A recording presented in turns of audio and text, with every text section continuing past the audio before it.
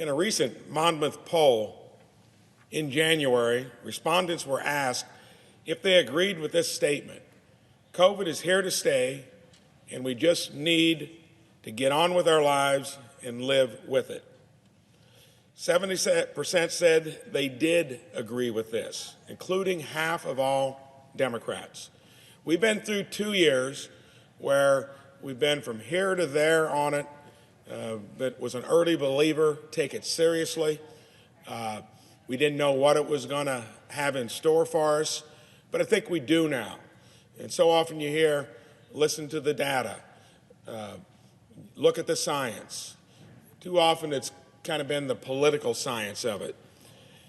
Vaccinations and natural immunity mean that a large majority of our country is already protected.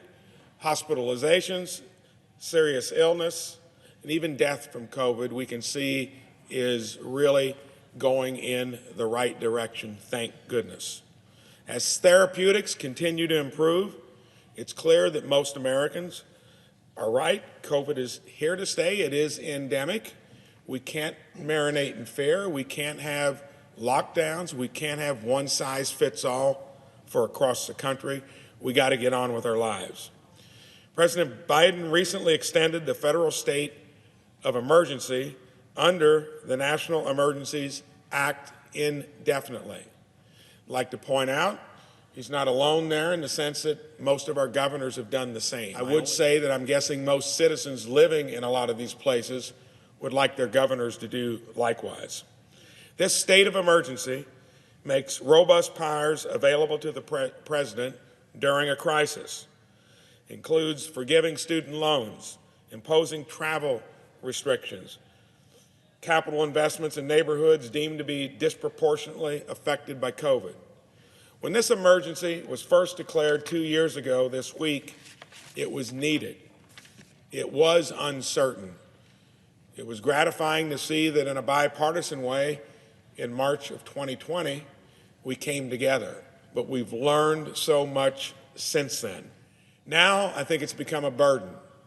I cite 3 weeks ago, it was in a classroom in Las Vegas. You ought to look it up.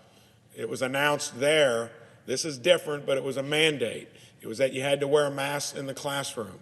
The kids, I think, embodied what this whole process has been about, in that we're at a different place. It looked like they won the state championship in something. Congress has the responsibility to vote on whether to approve these emergency declarations, as we will today. Every state and community is easing COVID restrictions, and many of them have eliminated it entirely. And ideally, you fight something like this with maybe general guidance from here, but you let government, where it's closest to the people, dictate how this stuff should happen and how long it should be there. It's past time for the president and governors across the country to give up the extra powers granted to them under the COVID emergency declarations. If we're going to live with this virus and move forward as a country, we must end the national emergency authorization, and then other governors across the country should follow suit.